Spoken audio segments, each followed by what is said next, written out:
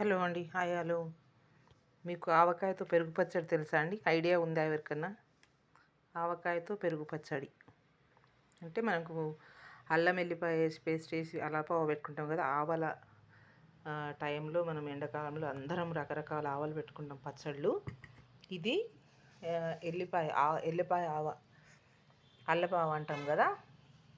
అల్లపావతో నేను చేసిన పెరుగు పచ్చడి ఇప్పుడు చపాతీలకు చాలా బాగుంటుంది. ఇది మా ఇంట్లో అప్పుడప్పుడు చేసుకుంటుంటాం మేము.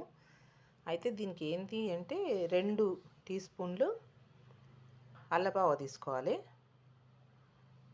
3 టీ స్పూన్లు పెరుగు, గట్టి పెరుగు తీసుకోవాలి. కొంచెం చిటికెడంతా ఉప్పేసి సన్నగా తరిగిన కొత్తిమీర కొంచెం మనకు తగినంత వేసుకొని, ఇంతది ఉల్లిగడ్డ అండి, పొట్టు తీసి మంచిగా కడిగి సన్నగా ముక్కలు చేసుకోవాలి. ఇవన్నీ ఒక దగ్గర కలిపేసుకోవాలి. అంతే, రెడీ. ఎంత ఈజీ చూడండి. పెరుగు పచ్చడి, ఆవకాయ పెరుగు పచ్చడి చపాతీలకు టేస్టీ ఆవకాయ పెరుగు పచ్చడి. మీరు కూడా ట్రై చేయండి. టేస్టీ ఫుడ్ తినండి మీరు కూడా. Okay, bye.